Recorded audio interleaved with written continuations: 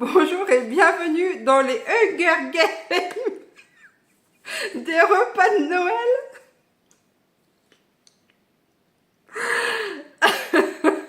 Ça commence fort, je sais pas pourquoi je dis ça, mais sérieux, en fait je vais pas le dire, mais ça me démange, si vous saviez. Pendant qu'il y en a qui se tapent des homards bleus et des bouteilles à je ne sais pas combien aux frais du contribuable, et d'autres doivent faire des fonds de placard pour essayer de mettre un peu de gaieté bien dans leur vie. Bon, bref, comment vous dire? Donc je disais donc que nous étions sur les Hunger Games, et bien des repas de Noël. Je vais essayer de reprendre mes esprits. Et du coup, je me suis dit, je vais jouer aussi.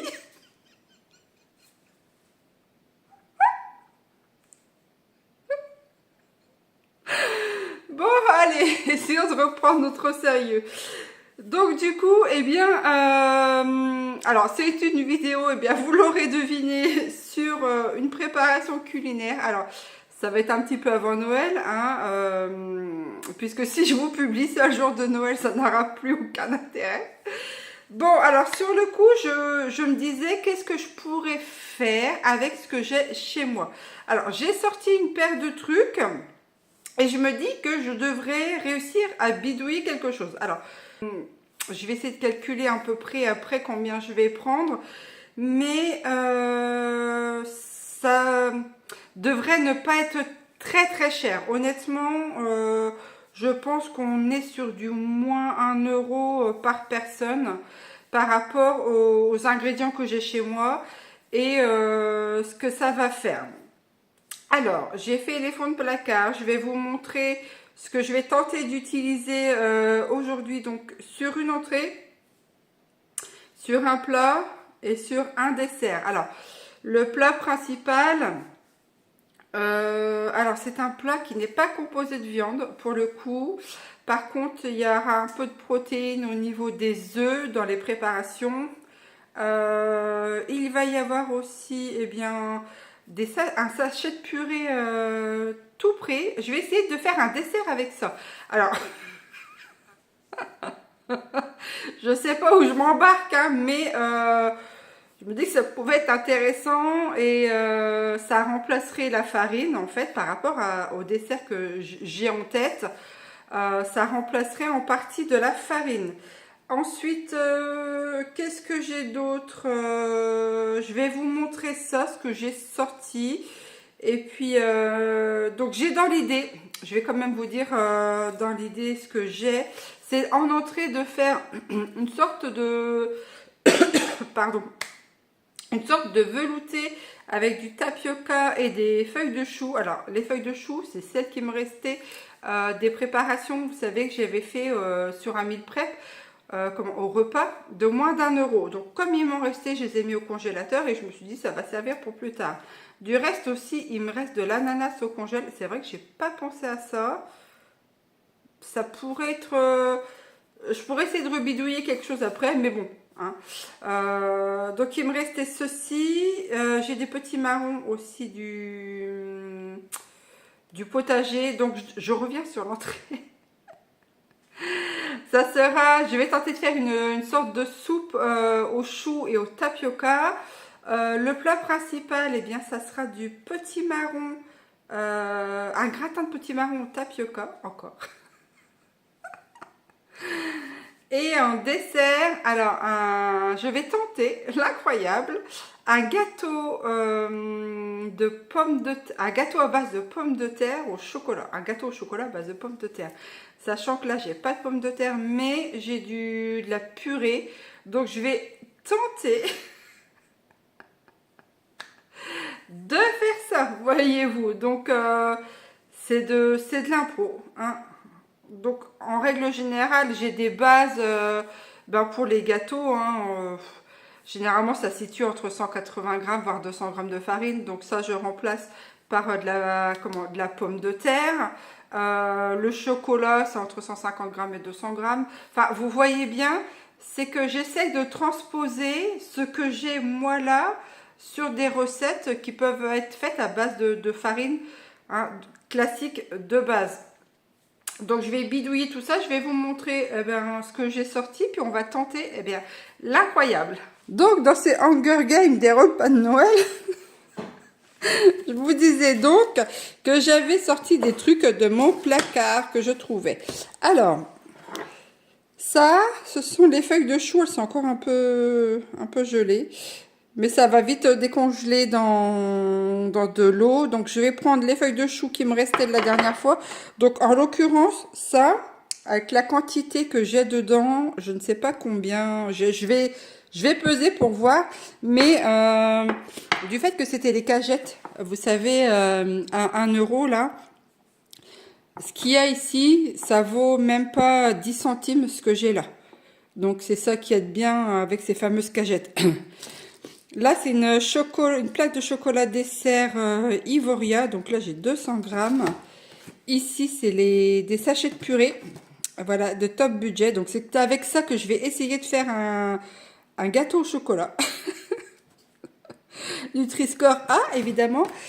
Ici, j'ai retrouvé, tenez-vous bien, du tapioca. Alors, c'est du fin. Alors, bon, c'est tout. Finesse et onctuosité, dessert et soupe.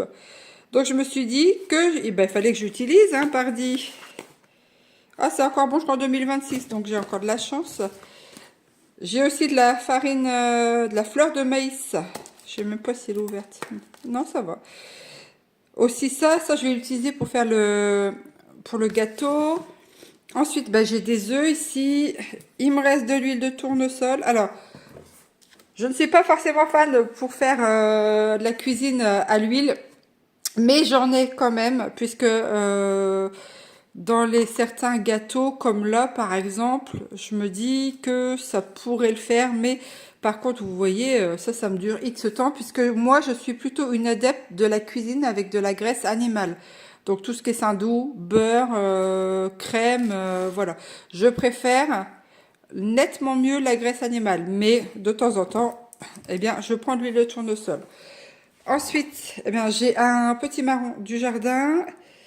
Ici, ça vient du jardin aussi. Donc, j'ai un oignon. Ça, c'est de l'ail.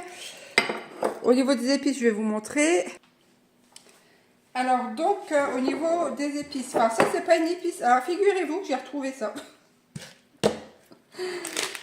C'est du riz à sushi qui date de 2022. Vous voyez, il me reste ça. Alors, peut-être je ferai un truc avec ça, j'en sais rien. Ça dépendra aussi du temps que j'ai. De toute façon, on va voir que je le passe.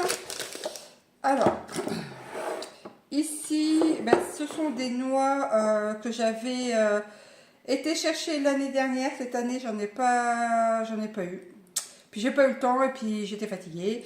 Et là, j'avais commencé il y a quelques temps à les décortiquer. Donc, est-ce que je vais les utiliser aujourd'hui ou pas? Je ne sais pas. Sinon, ça sera pour faire des baklava, puisqu'il me reste de la pâte phyllo que j'ai toujours pas faite. Là, ça, c'est du sel, en fait, aromatisé aux herbes. C'est du gros sel de mer. Et quand je fais par exemple, du saumurage ou de la viande salée séchée, c'est ce que j'utilise. Là, vous voyez, il m'en reste. Donc, de temps en temps, je le prends comme ça, aromatisé. Je le prends pour mes préparations.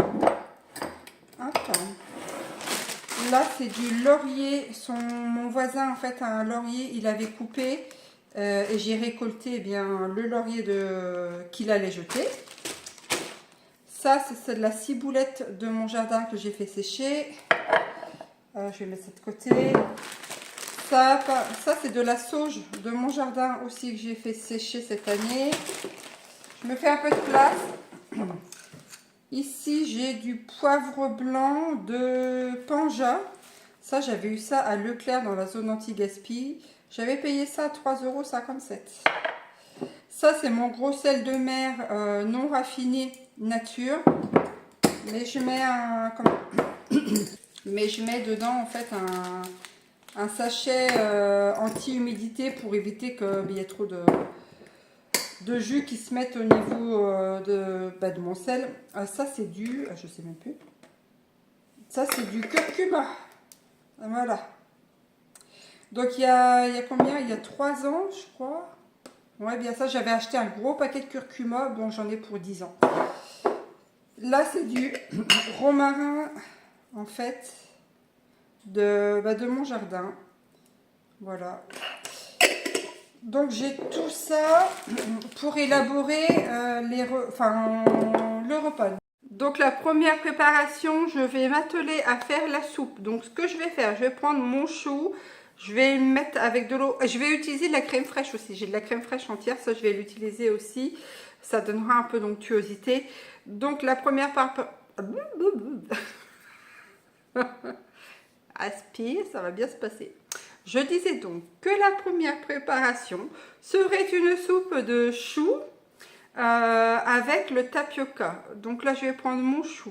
Je vais le mettre dans de l'eau. Alors, je vais peser pour voir à peu près combien j'en ai.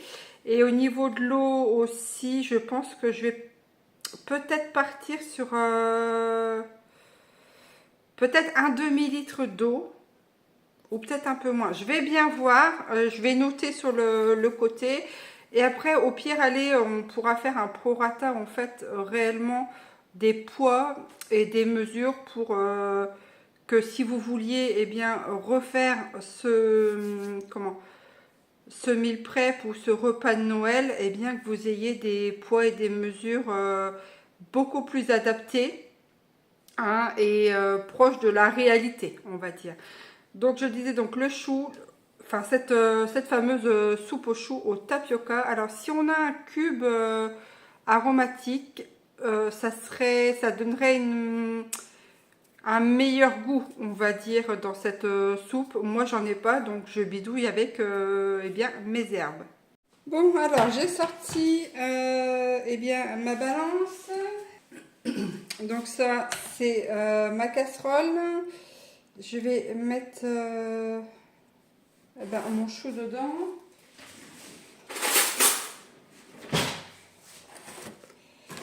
Alors...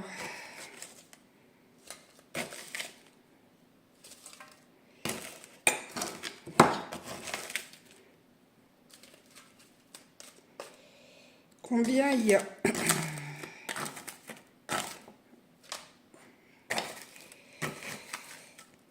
Si je mets tout ça, ça va faire combien? Alors là, j'en suis à 200. En fait, si je mets tout mon chou, j'en suis à 287 grammes exactement. Donc, je pense que, de toute façon, il faut que je l'écluse. Donc, je vais garder ce poids-là, 287 grammes de chou. Ou 200 ou 300, hein. C'est approximatif. Donc, je vais mettre aussi eh bien, de l'eau à l'intérieur. Donc, pour le coup, par rapport au poids, je vais partir sur un demi-litre d'eau. Hop, mon demi-litre d'eau dedans. Alors, si jamais, de toute façon, quand ça va cuire, l'eau va s'évaporer. Si jamais je n'ai pas assez d'eau, je viendrai compléter. Hein, parce que vous voyez, au final, ça fait ça. Parce que je veux que ma soupe elle soit ni trop épaisse, ni trop peu en fait. Donc l'idéal ici, ça aurait été d'avoir eh bien un cube pour donner du goût. Mais voilà. Ce que je vais faire, je vais mettre du feuille de laurier dedans. Alors.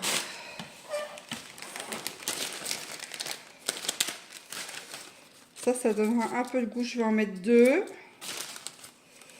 Hop, je vais mettre aussi, j'avais du poivre, je vous ai dit. Donc ce poivre là, combien je vais en mettre? 1, 2, 3, allez 4. Et je vais mettre aussi un peu de sel. Je vais prendre le sel aux herbes, ça aromatisera plus. Alors, hop. Je vais mettre à peu près ça comme sel. S'il faut, je remettrai du sel après. Faut mieux en remettre après que ça soit trop salé de base. Donc ça, maintenant, je vais le faire cuire. Et ensuite, je vais enlever les feuilles. Et je viendrai mixer la préparation. Alors, donc, pendant que ma soupe au chou cuit, ici, j'ai le tapioca. Alors, je vous avoue que je fais que très rarement du tapioca. Mais voilà. Donc, ils disent qu'il faut 30 grammes pour 1 litre d'eau. Alors moi pour l'instant j'ai un demi-litre d'eau avec mon chou que je suis en train de faire cuire, après que je vais mixer. Mais à partir du moment où j'aurai mixé mon chou, je viendrai le mettre, enfin ma soupe là-dedans, ou le peser pour voir à peu près ma quantité que j'ai. Et je viendrai ajouter, eh bien, mon tapioca. Donc si j'ai un demi-litre de soupe par exemple, eh bien, il faudrait que je prenne 15 grammes de tapioca. Si j'ai un peu plus, eh bien, je rajouterai au fur et à mesure. Donc là, ça c'est pour les soupes. Et pour les crèmes dessert, là par contre, c'est 20 grammes pour un demi-litre d'eau. Donc ça, je mettrai une fois que j'aurai fini de faire cuire eh bien, mon fameux chou. Donc ensuite, je vais passer à la découpe de petits marrons pour faire le gratin. Alors, eh bien, allons-y. Donc, pour le gratin, donc, ce que je vais venir faire, enfin, tenter de faire, c'est couper ça. Mais grosso modo, pour environ, alors, si c'est en plat unique sans viande, on peut partir sur 1 kg de, de petits marrons pour 4 personnes, par exemple. Hein. Après, ça dépend de l'appétit de chacun, si on est plus ou moins grand mangeur, hein, c'est toujours pareil. Mais comme je vous dis, je vous remarquerai en fait les recettes hein, pour de 4 à 6 personnes, hein, on va dire. Alors, là j'épluche, je vais évider et je vais couper mes petits bouts de petits marrons. Les graines, je vais les garder.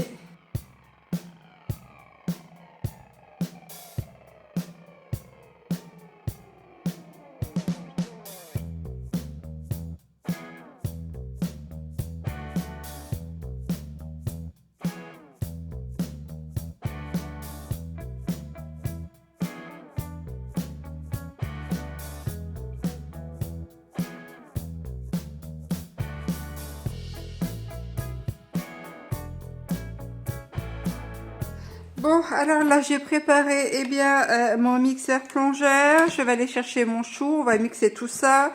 On va peser, puis on va ajouter eh bien, le tapioca. Alors, je vais enlever les feuilles. Ça va pas être à mixer. Spook. Voilà, voilà. Allez. Je mixe donc ça, je goûterai aussi l'assaisonnement que je rectifierai au cas de besoin et après je viendrai ajouter un peu de crème.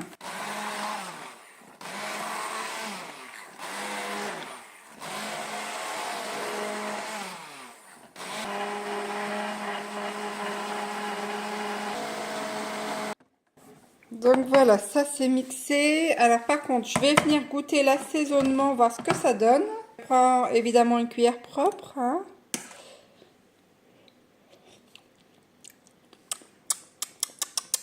Il manque un truc, je ne sais pas quoi. Alors j'ai l'impression qu'il manque un tout petit truc. Je vais tenter de mettre un peu de curcuma. Alors, je tente. Hein. J'aurais peut-être dû mettre de l'ail dedans. Une petite touche d'ail. Alors, attendez. Vous voyez, j'ai... Hop. Coupé de l'ail. J'ai pas mis grand-chose. Et puis ça, je vais remixer à nouveau. Bon, alors... Je vais laver ma cuillère avant de regoûter. Évidemment, je reprends pas une cuillère que j'ai l'échouillée pour remettre dans le plat. C'est déjà un petit peu mieux. Donc là, je vais peser pour voir à peu près le nombre de tapioca que je vais mettre. Alors, je vais enlever ça. Mais je vais rajouter aussi du sel. Pour moi, c'est pas assez salé. Alors, ça, c'est les petits trucs. Je me bagarre avec mes casseroles. Alors, je disais donc, si vous voulez faire de la vaisselle en plus, hein, vous me demandez. Donc, ça fait à peu près 701 grammes. Donc, j'ai un peu plus d'un demi-litre. Et donc, il disait sur le paquet que c'était... Alors, pour des soupes veloutées, c'est 20 grammes pour 1 litre. Pour des bouillons gourmands, par contre, là, on passe à 30 grammes pour 1 litre. Pour cette... Bah là, la balance là. Elle est environ 710 grammes. Je pense que je vais partir sur 15 grammes de... Comment? De tapioca. Je vais partir là-dessus. Voilà. Alors, allons-y pour 15 grammes. Si j'arrive à ouvrir le bidule. Comment j'ouvre? Ah, bah regardez. Voilà, la grosse... Ah, bah c'est pas mieux. Hein. Sérieux, quoi. J'ouvre ça comme... Ah, bah il fallait peut-être faire comme ça. Bon, bref. Le principal, c'est que ça atterrisse, eh bien, dans la soupe. Je fais la tare. Et je vais partir sur 15 grammes, donc, hein, allons-y. Mais je vous dis, je vous noterai la recette à 18 grammes. Bon, ben je vais partir sur 20. Ça sera un peu plus velouté. Au pire aller, je remettrai un petit peu d'eau. Voilà. Au pire aller. Allez, 20 grammes. Soyons généreux. Hop, voilà. Donc alors, j'ai retransféré ici. Et vous voyez, là, j'ai pas encore fait recuire, mais déjà, ça se redensifie énormément. Donc là, pour le coup, moi, j'aime les soupes un peu plus... Enfin, là, pour cette recette, tout du moins, je voudrais que, eh bien, elle soit plus... comment? Enfin, moins épaisse. Un peu plus liquide. Donc, je vais rajouter un fond de crème fraîche. Alors, il me reste ça de crème. Donc, je vais le rajouter. Ça va être équivalent à une belle cuillère à soupe. Hop. Et je vais venir remettre un petit peu d'eau pour rediluer un tout petit peu. Alors, au niveau de l'eau, je vais remettre l'équivalent d'un demi-verre, à peu près. Avec le tapioca a tendance à bien... Comment? À bien épaissir. Donc ça, je vais faire recuire et je vais regarder la consistance. Et je vous dis, bon là, ça me paraît pas trop mal, mais si je trouve que c'est pas assez encore liquide à mon goût, je rajouterai à nouveau un petit peu d'eau. Donc là, ça nous fait une belle quantité pour une entrée. Facile au moins. Alors, ça dépend si on prend une assiette à soupe ou si on prend des verrines, hein, plus ou moins grosses. Mais on peut partir sur 4, voire 6 personnes déjà pour cette entrée de soupe. Après, on peut décorer avec, si on a de la ciboulette, des branches de ciboulette. On peut mettre des petits croûtons aussi dessus. Si on a des graines de sésame, en dernier, au moment de servir, en fait, on saupoudre de graines de sésame. Ça fait des petits grains au-dessus. Ça peut être sympathique. Bon, alors, là, je vais faire recuire. Et puis après, je mettrai, eh bien, moi, pour le coup, dans des grosses verrines. Donc alors, j'ai préparé les verrines, donc elles sont relativement grosses au final. Donc en fait, il va y avoir pour 4 personnes au niveau de cette entrée.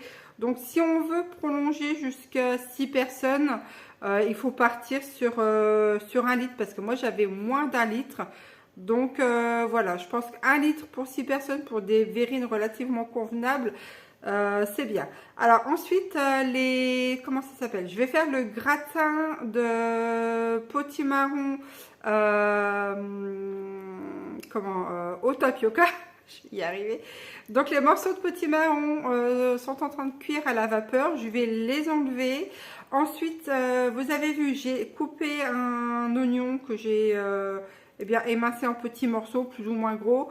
J'ai fait aussi de l'ail, j'en ai préparé aussi un peu en avance, comme ça me permettra moi d'en avoir sur d'autres préparations. Donc là, j'ai oublié de vous dire, quand j'avais eu les paniers anti-gaspi, donc ça date il y a un petit moment, il y avait des pots de plantes, des mini pots en fait, il y avait de la menthe dedans et il y avait aussi un pot de persil.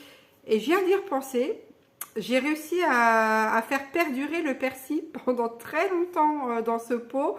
Donc ce que je vais venir faire, c'est que je vais prendre aussi ce persil et je vais faire, en fait, je vais le faire rissoler, enfin plus ou moins rissoler avec un oignon, de l'ail et je vais faire aussi mettre le persil haché dedans. Et ça va me servir en fait de persillade pour agrémenter le plat de petits marrons, enfin le gratin de petits marrons. Alors c'est pareil, on pourrait mettre du parmesan, mais moi je n'en ai pas. Je viens de regarder au frigo, j'ai du gruyère, donc ça va agrémenter aussi. Qu'est-ce qu'on pourrait mettre aussi d'autre dans ce fameux gratin de petits marrons? Alors on peut mettre de la poudre d'amande, de la poudre de noisette. Moi j'ai ni poudre d'amande ni poudre noisette, donc je pourrais peut-être essayer les noix, mais j'ai peur que ça ne passe pas. Donc je vais quand même garder mes noix comme ça et je vais faire mon gratin de petits marrons. Petits marrons, je vais prendre du lait aussi, tapioca, mon ail, mon oignon, et puis le persil, eh bien que je vais aller chercher puisque je l'ai mis de l'autre côté, du côté du garage. D'ailleurs, il va falloir que je le rentre ici. J'ai rentré aussi mon basilic parce que là, dans le garage, il faisait trop froid. Et voilà. Ah, j'ai aussi du basilic, tiens.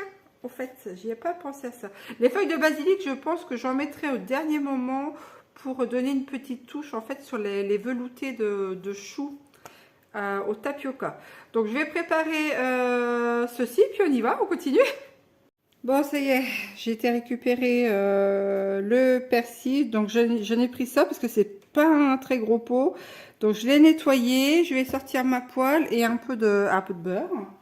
Là, la poêle, mes cuillères. Alors, c'est pas du beurre, ce sera de la graisse de canard que je vais utiliser. Hop, tac. Faut que ça soit goûtu, voyez-vous. Donc je vais mettre ça. Hop, alors moi je démarre comme ça parce que j'ai pas non plus un temps fou pour tout préparer. Ça, de l'oignon. Hop. Ça, je vais venir le faire rissoler un tout petit peu, mais pas grand chose, puisqu'après, ça va passer au four.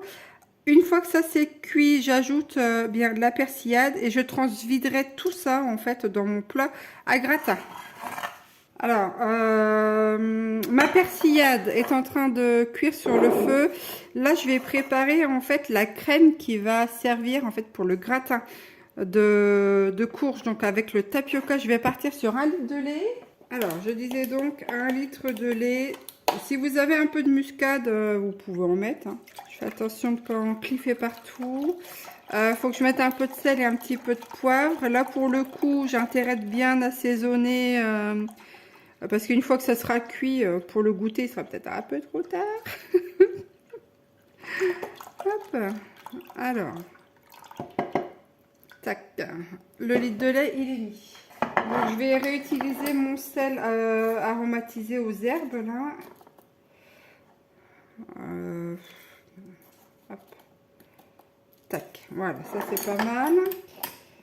Et aussi du poivre également dedans. Là, je vais rajouter, alors j'ai déjà mélangé, mais je vais rajouter du tapioca.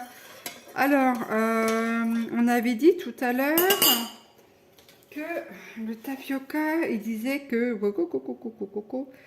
Alors, pour des bouillons gourmands, 30 grammes. Donc, je vais pour 1 litre. Donc, vu que ça va recuire aussi dans le four, je pense qu'après, ça va réduire et ça va devenir un peu plus dur. Donc, je vais garder quand même les 30 grammes pour 1 litre. Je vais pas en mettre plus. Alors... que je veux que ça garde quand même un côté crémeux. Donc on verra bien. Après c'est pas... Je l'ai jamais fait quoi cette truc là. Alors ah bah ça y est, la balance elle déconne. Ça y est, elle en a marre. Elle a trop bossé elle. Alors bon, on va enlever les piles. Et j'ai dit que je gardais 30 grammes pour 1 litre. En espérant que ça devrait être bon. Ça me paraît pas énorme quand même, 30 grammes. Qu'est-ce que je fais? Je vais partir sur 40. Allez, je vais tenter 40. Mais pas plus. Je vais bien voir ce que ça va donner à la cuisson. Donc là maintenant, je vais venir faire cuire ça. Pour épaissir un peu. Et ça me servira en fait de sauce pour mon gratin. Hop, allez, c'est parti. Alors, là je sors, ça c'est un plat de récup, voilà. Donc je vais mettre dans ce type de plat à gratin, bien le gratin de petits marrons. Alors, quand j'ai commencé à faire cuire la préparation avec 1 litre de lait et 40 grammes, je me suis aperçue que c'était pas assez. Donc ce que j'ai fait, j'ai rajouté 20 grammes. Donc en fait, je pense que, enfin, là, à mon avis, c'est 1 litre de lait pour 60 grammes en fait de tapioca. Ça me paraît un bon compromis au niveau de la texture. Donc du coup, c'est pour ça que j'ai rajouté 20 grammes à la préparation. J'ai fait cuire aussi mon oignon avec mon ail. Je vais venir le déposer dedans. Je vais rajouter également le persil à l'intérieur. Alors, j'ai pas fait cuire longtemps le lait et le tapioca. En fait, j'ai juste chauffé. Et après, ben, j'ai éteint ma plaque. J'ai mis à couvert et puis le tapioca va gonfler tout seul. Hein. Voilà. Tac. Je me rends compte que ça fait pas forcément beaucoup, un oignon puis un ail, mais bon, oh, ça devrait quand même donner un petit peu de goût. Alors, je suis repartie. Je cherchais après mon couteau, je ne l'ai pas trouvé. Pourtant, je l'ai nettoyé, je ne sais pas ce que je l'ai... Je ne sais pas où est-ce que je l'ai mis. Oh mon Dieu, je bafouille. Alors, je vais mettre du persil.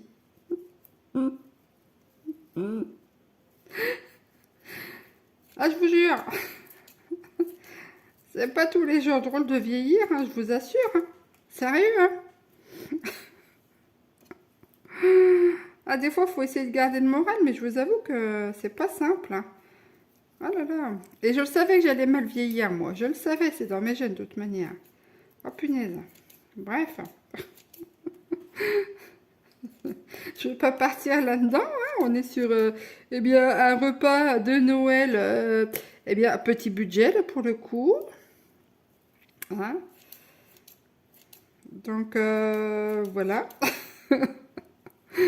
Il n'y a pas de crevettes, il n'y a pas de saumon. Voilà, mais je trouve que c'est assez original en fait.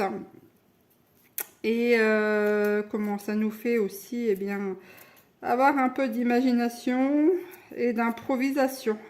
Voilà. Bon, alors. Tac. Évidemment, je pourrais pas réitérer. Ah si, je pourrais refaire ce plat-là ultérieurement, parce qu'il me reste du tapioca, il me reste aussi du petit marron, parce que j'ai pas tout mangé encore. Hein, vu la récolte que j'ai eue cette année, c'était pas mal. Donc là, j'ai mélangé. Je vais ajouter, eh bien, comment ça s'appelle? Dites-moi, le petit marron. Attention, c'est chaud. Je vais pas me brûler. Je vais essayer. Alors. Je vais voir combien de place ça va me prendre, tout ça. Est-ce que le kilo va tenir? Allez hop, oula. Alors, on peut très bien préparer aussi ce genre de plat dans des plats individuels. Hein. Ça fera plus joli. Hein. Mais là, ça fait plus convivial. Alors, donc, je mélange. Voyez-vous? Là, ça sent bon quand même. J'étais en train de me dire, qu'est-ce que ça ferait si on mettait des cacahuètes dedans? J'en sais rien. Mais je vais pas en mettre. Hein, je vais rester comme ça. Alors là, j'ai fait pré-cuire en fait mes courges à la vapeur, mais comment ça s'appelle? Aidez-moi. La marmite. En fait, elle était trop grande, elle laissait passer la vapeur sur les côtés, donc du coup, c'est encore un peu dur. Je compte, eh bien, sur le four pour que ça finisse la cuisson. Voyez-vous? Parce que j'ai pas envie de manger des trucs tout croquants. Alors, tadam, voilà la texture que ça donne avec 60 grammes. Vous voyez? Bon, c'est un peu plus épaissi. Alors, du coup...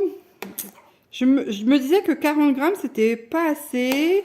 60 grammes, je me dis que c'est peut-être un peu trop. Parce que ça va encore recuire. Alors, bon, la prochaine fois, je pense que je ferai sur un sur un 50 grammes. Hein. Mais après, peut-être que ça va bien se découper. En fait, ça donnera une plus grande densité. Hein. Voilà.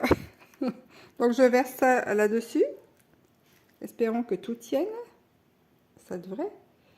Hop. Tac.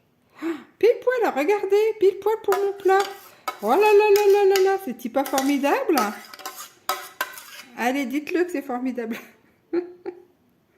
Hop. Alors, est-ce que je mélange? Attendez, j'arrive. Je vais quand même mélanger. Voilà. Un petit peu. Ah, c'est beau. Oh, puis à mon avis, ça va être bon hein, quand même. Puis c'est pas cher. Hein. Voilà, voilà. Ça m'a l'air super sympa. Ah oui, oui, oui. Tac. Voilà. Mais je pense que j'aurais dû partir sur 50 grammes ou peut-être rester sur 40. Mais ça, voilà. Oups, là, fais pas n'importe quoi. Tac. Oh, c'est beau. Bon, ben, j'ai un petit peu de gruyère, donc je vais en mettre dessus. Puis après, je vais enfourner ce plat-là au moins 30 minutes à 180, voire 45 minutes. Mais je pense qu'il va falloir surveiller. Ouais, 30-45. Ah, c'est à voir. Alors, j'ai un petit peu de gruyère, figurez-vous. On met du beurre dans les épinards. Hop. Je vais en mettre au-dessus, ça fera un joli petit gratin. Oh, c'est sympa quand même. Voilà. Tac, tac, tac. Oh, c'est de toute beauté, de toute beauté. Regardez-moi ça, ce qu'on arrive à faire avec vraiment pas grand-chose dans les placards. Bon, c'est sûr que quand on n'a rien de chez rien, évidemment, c'est encore plus compliqué. Hop, ben voilà. Donc ça, au four, je disais donc à 30, pendant 30 à 45 minutes à 180 degrés. Ensuite, on va passer à la dernière recette. On va s'amuser. Donc, il va nous falloir 200 g de chocolat noir, 200 g de pommes de terre réduites en purée. Moi, comme j'ai pas de pommes de terre, je vais tenter avec de la purée toute prête. Donc là, je vais la reconstituer. Mais ce que je vais faire, je vais la reconstituer juste avec de l'eau. Et essayer de trouver une texture qui se rapproche de la pomme de terre écrasée. C'est-à-dire que ni trop d'eau, ni pas assez, puisque quand on écrase de la pomme de terre, elle est plus dense que quand on suit réellement la préparation de reconstitution. Alors là, ils disent que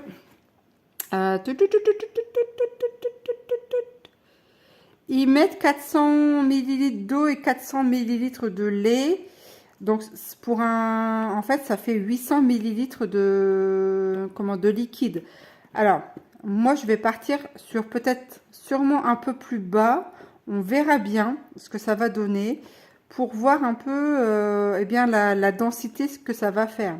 Il faut que je trouve un juste équilibre. Mais je vais pas mettre eh bien, de lait du tout. Je vais tout mettre à l'eau, en fait. Donc, je pense que je vais partir sur une base... alors, soit je pars sur 600 ml d'eau, ou soit vraiment j'essaye des 800. Je partirai déjà sur 600 ml. On verra bien, j'ajusterai à ce moment-là. Il va nous falloir aussi 80 g de sucre, 2 cuillères à soupe d'huile neutre, de la farine. Alors, hop, je vais vous chercher ça. De la farine de maïzena. Si on a de la poudre d'amande ou de noisette ou de coco râpé, eh bien on peut en mettre environ 50 grammes. Moi j'ai ni l'un ni l'autre, ni quoi que ce soit, donc je ne vais pas en mettre. 3 œufs, un sachet de sucre vanillé si on a, et une cuillère à café de levure chimique et un petit peu de sel. Donc on va partir là-dessus. Hein. Et puis voilà, hein. C'est parti mon kiki. Donc je disais donc que pour recommencer, je vais tenter eh bien déjà de reconstituer ceci. Alors je pense qu'une fois que ce sera reconstitué, pardon, il y en aura plus de 200 grammes. Donc ce qui restera, eh bien, je ferai sûrement eh bien, des petites boulettes avec. Voyez-vous. Donc le sachet, et je pars sur... Je vais mettre aussi le sel puisqu'il en faut dans la préparation. Hop. Alors, Pas que j'en mette 15 tonnes, mais... Moi, ça devrait être bon, ça. Donc, ma petite pincée de sel. Et je vais ajouter au démarrage déjà 600 ml d'eau chaude. Alors, là, j'ai déjà, j'ai déjà 500 ml. J'en rajouterai aussi, je pense. Alors, 500 ml déjà. Voir un petit peu la texture que ça va avoir. Voyez-vous. Alors, je vais reprendre 100 ml d'eau. Donc, j'en suis à 600 ml. Mais vous, si vous avez des pommes de terre, hein, c'est 200 g de pommes de terre en purée. Je vais rajouter encore 100 pour voir. Donc, du coup, là, je vais être à 700 ml. Je pense que ça peut être pas trop mal. Donc, je vais garder ça. Je vais garder sur 700 ml par rapport à cette purée là. Hein. Toutes les sachets en purée ne se valent pas, évidemment. Le mieux serait d'avoir des pommes de terre eh bien fraîches, mais voilà, là je fais avec ce que j'ai. Donc ensuite, je vais préparer mon sucre. Donc alors, je vais laisser reposer ça à côté. Hop, ça je vais mettre ça là-haut. On a pris notre saladier. Je vais mettre mon sucre dedans. Alors, on peut monter jusqu'à 80 g de sucre. Là, moi, je vais faire un peu moins sucré. Donc ça, c'est au choix. Attendez, je vais enlever ça parce que... Hop. Voilà. Donc, je disais donc entre 50 et 80 g de sucre. Sur combien je vais partir?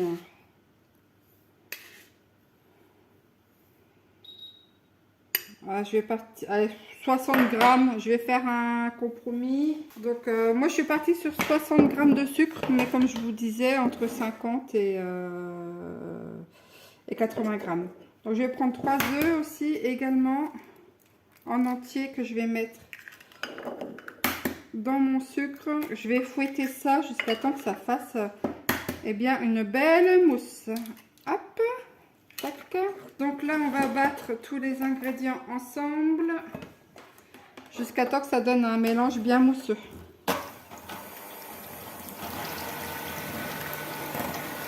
Donc alors, j'ai battu mes œufs. Là ici, j'ai fait fondre le chocolat. Donc on va le mettre dans la purée. Alors le chocolat, on peut le faire fondre au bain-marie ou on peut ajouter aussi un petit peu d'eau dedans. Moi en l'occurrence, c'est ce que j'ai fait. Hein. Hop, je l'ai fait fondre dans de l'eau chaude.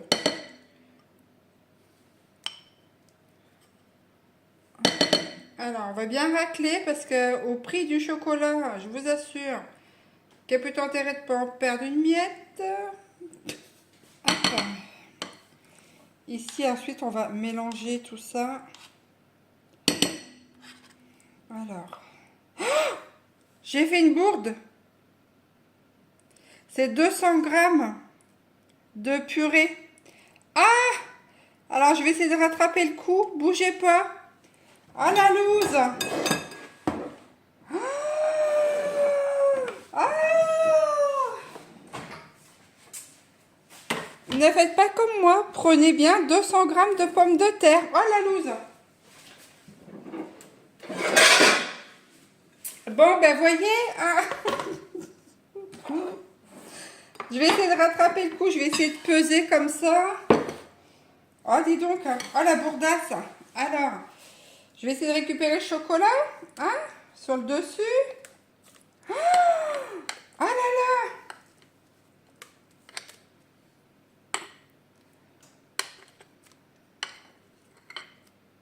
Ah,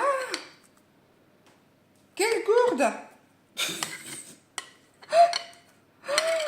Ah, je vais m'auto-flageller. Bon. Alors, ça doit être un peu... Il y a 200 g de chocolat, 200 g de purée. Bah, ça doit être à peu près ça. Alors, regardez le dégât. Oh là là là là. Eh, sérieux. Oh, punaise. Ah, j'ai envie de me taper.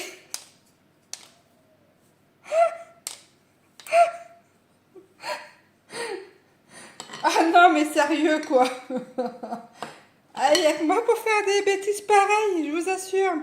Donc, prenez bien 200 grammes de purée avec 200 grammes de chocolat. Ah, ne faites pas la même erreur que moi. Eh ben, c'est tout.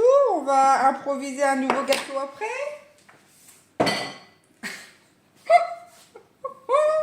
Le dégât.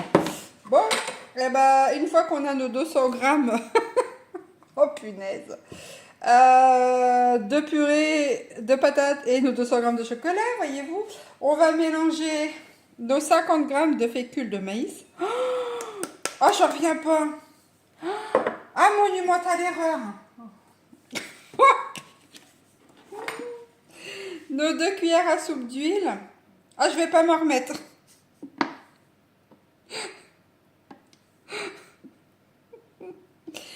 Et quoi que le chocolat, on peut en faire des trucs salés aussi. Bon, bref, à la loose. 2 cuillères à soupe d'huile. Je vais mettre une cuillère à café de levure chimique. Oh, punaise. Voilà, une cuillère à café de levure chimique. Et on va mélanger tout ça avec la préparation de lait, là. Enfin, de lait, moi. Ça y est, je divague. D'œufs. Oh là là là là là là, je vous jure. Je vais essayer de rester calme, hein, puis pas pleurer non plus, parce que ça sert à rien. Quand je vous dis que j'ai le cerveau qui fonctionne à l'envers, ben voilà. Vous avez un exemple des bêtises que je peux faire. Voyez-vous, donc je mélange tout ça. Hein, et après, on viendra mettre bien soit dans un grand moule ou dans un petit moule. Oh là là là là, sérieux quoi. Oh voilà, j'ai terminé. Alors, je suis allée hurler dehors. Tellement j'étais dégoûtée de la bêtise que j'ai faite. Mais bon, voilà, j'ai quand même récupéré ma purée. Je l'ai mis dans un autre plat. Et le restant de purée, en fait, alors soit je disais que j'allais faire des boulettes, ou soit je ferais un petit parmentier au poisson. Il me reste des filets de colin, vous savez, en top budget. Donc je pense que je ferai un petit gratin de poisson avec ça. Ça sera pas mal. Donc là, je vais les mettre dans des moules. Alors, soit on le met dans un grand moule à plusieurs parts. Donc ça peut être un gâteau qui va de 6 à 8 parts facilement. 8 parts pour les petites, enfin les plus petites portions. Ou soit on va les mettre en individuel. Moi, pour le coup, j'ai des moules individuels en silicone. Donc, je vais opter pour ça. Au niveau de la cuisson, c'est environ 30 minutes à 180 degrés pour un grand moule. Alors, est-ce que pour les plus petits moules, je vais devoir réduire la cuisson? Ça, je vais bien voir. Sûrement, je pense. Je partirai sur une cuisson de 20 à 25 minutes à 180 degrés pour des moules individuels. Par contre, pour les grands moules classiques, on partira sur 25-30 minutes à 180 degrés. Alors, j'ai mis ma plaque là. Je vous assure, je reviens toujours pas de la... du truc que j'ai fait. La loose. Donc, ça, c'est des moules à muffins, je crois. Ils sont vieux comme moi. Comment je vais transvider ça là-dedans? Bonne question. Je prends une louche ou une cuillère? C'est parce que j'ai... Ah bah si je prends ça, ça va pas aller. J'étais en train de me dire que si je prenais une cuillère à soupe, j'allais mettre plus de temps. Ah mais sérieux, je m'en veux si vous saviez. Mais bon, j'ai réparé ma bêtise, mais... Oh, sérieux quand même.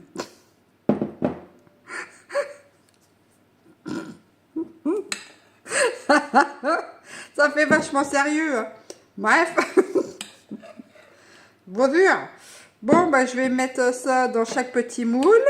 Et puis après, ben, je vous dis, je pense que je vais partir déjà sur 20 minutes. Je vérifierai. Mais voilà, je pense que dans les moules individuels comme ça, il faut mieux réduire le temps de cuisson. Enfin, c'est mon avis. Hein. Si on veut garder un moelleux. J'espère qu'il sera quand même moelleux. Alors, on peut accompagner ça après d'une crème anglaise, hein, ou d'une boule de glace, si on en a.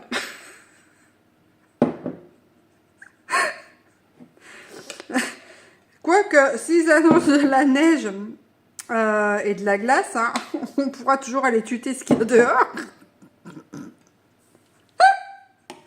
Bon, j'arrête parce que je vais raconter des bêtises. Ah, vous allez trouver que je ne suis pas sérieuse. Mais je vous assure, il m'arrive d'être sérieuse hein, par moment. Je vous assure, je ne suis pas toujours comme ça.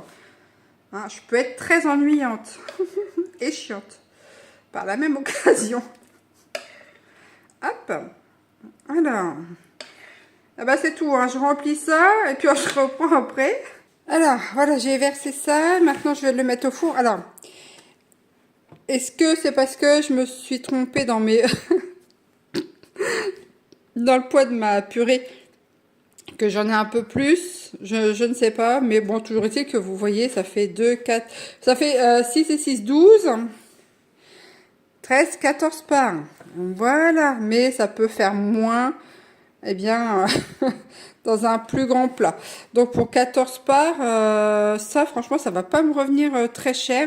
Tous les calculs, en fait, tous les prix de revient, je vous le ferai à la fin de la vidéo. Je vous détaillerai ça. Maintenant, ça passe en cuisson, comme je vous l'ai dit, entre 20 minutes à peu près pour les petits et jusqu'à 30 minutes pour un moule plus grand à 180 degrés. Alors, donc, voilà une fois tout cuit et tout préparé. Donc là, on a le gratin eh bien, de tapioca et de potimarron. Ici, on a les 4 veloutés. Et sur le côté, eh bien, on a 6 et 6, 12. On a 14 portions individuelles de moelleux au chocolat à la base de pommes de terre. Alors, celles-ci, je les ai fait cuire 20 minutes. Oui, c'est ça, 20 minutes. Celles-ci, je les ai fait cuire 15 minutes pour avoir le cœur un peu plus, un peu plus coulant et crémeux par rapport à cela. Je les ai sortis aussitôt du four et je les ai laissés sur l'extérieur, mais vu que c'était encore chaud, ça a fini par cuire à l'intérieur. Mais je pense qu'ils seront beaucoup plus crémeux que cela, bien que la texture a l'air vraiment sympathique au niveau eh bien, du goût et au niveau de la texture. Je me posais la question aussi quand on va le démouler. Donc, je vous montrerai l'assiette après. Mais quand on va démouler ça, si on peut mettre des brisures en fait de noix au-dessus ou de cacahuètes ou autre petite chose, ça pourrait être super sympa. Et je vous dis, accompagné d'une boule de glace si vous le souhaitez ou d'une crème anglaise. Hein, ça va être au choix. Ici, je peux remettre des petites, soit des graines de sésame si j'en ai pour une décoration, ou soit des petits bouts de ciboulette. Moi, j'ai de la ciboulette séchée, donc ça ira par-dessus. Et puis là, en fait, on peut les faire aussi en plats individuels, soit dans des coquilles de Saint-Jacques, ou des petits plats qui passent eh bien, au four en version individuelle.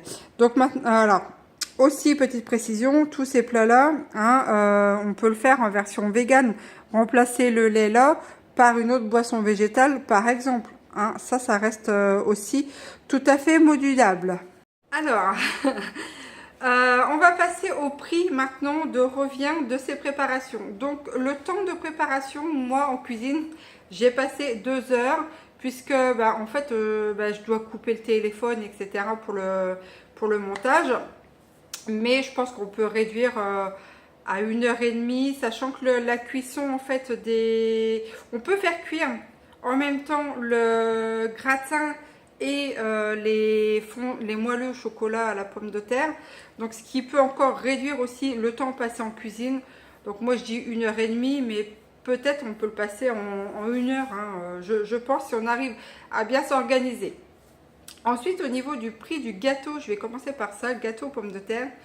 Donc, pour l'ensemble des produits, on en vient à peu près à 5,10 € pour les ingrédients.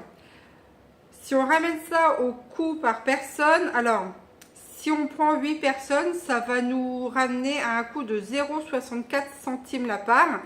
Donc, en l'occurrence, là, vous voyez, j'en ai eu assez pour faire 12 portions.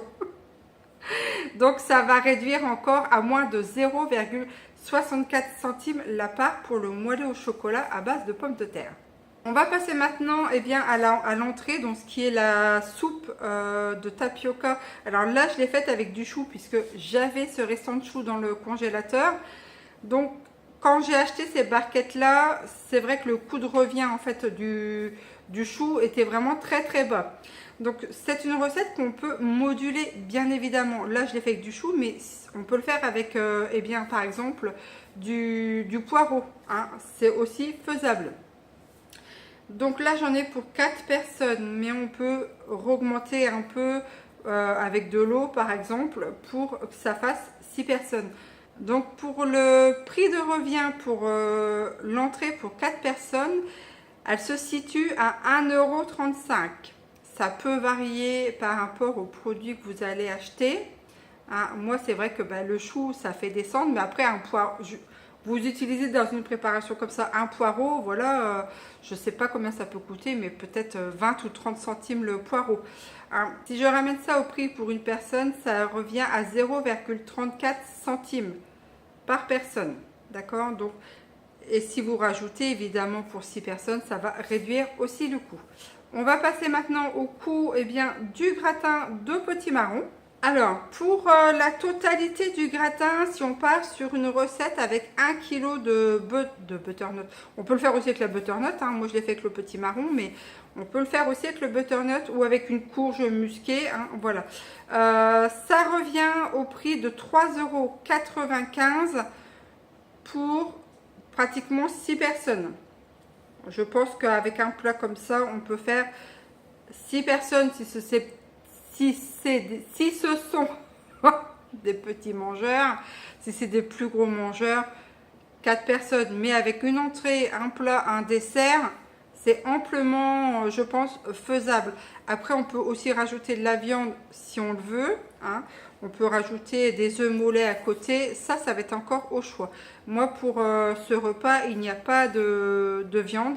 Il y a un peu de protéines au niveau du gâteau au chocolat puisqu'il y a eu des œufs.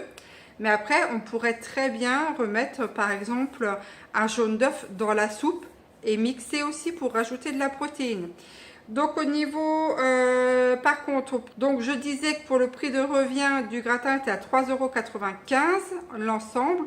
Et pour une personne, ça revient à 0,66 centimes. Donc en fait, quand on calcule tout, enfin l'entrée, le plat, le dessert, ça nous fait un repas à moins de 2 € par personne. Je trouve que c'est vraiment super correct. En plus, c'est assez original. C'est vrai qu'un gâteau, un moelleux au chocolat aux pommes de terre, c'est pas forcément connu. Ce type de gratin avec le tapioca aussi, c'est vrai que c'est pas forcément non plus des aliments peut-être que l'on mange régulièrement.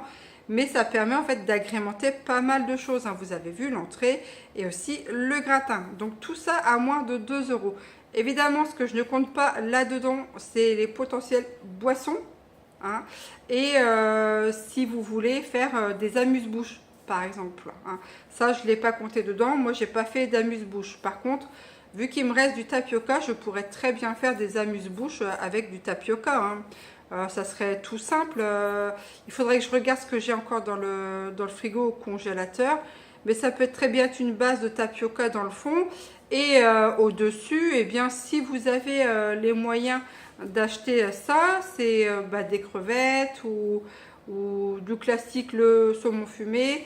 On peut aussi faire une sorte de mimosa au-dessus. Tiens, je suis en train de penser à ça.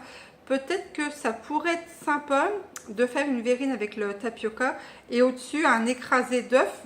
L'œuf, ça revient pas très cher. Et le mélanger avec de la petite ciboulette si on en a, du petit persil si on en a, et avec un peu de mayo.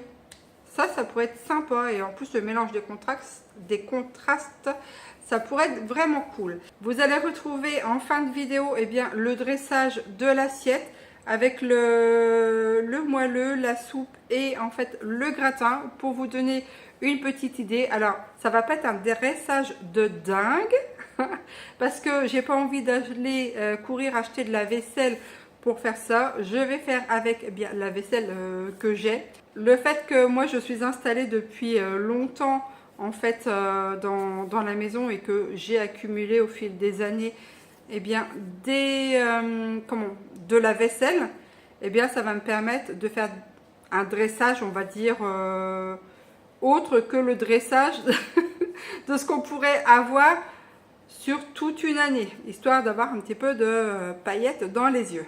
Donc voilà, je pense que j'ai fait le tour de toutes les préparations que j'ai faites.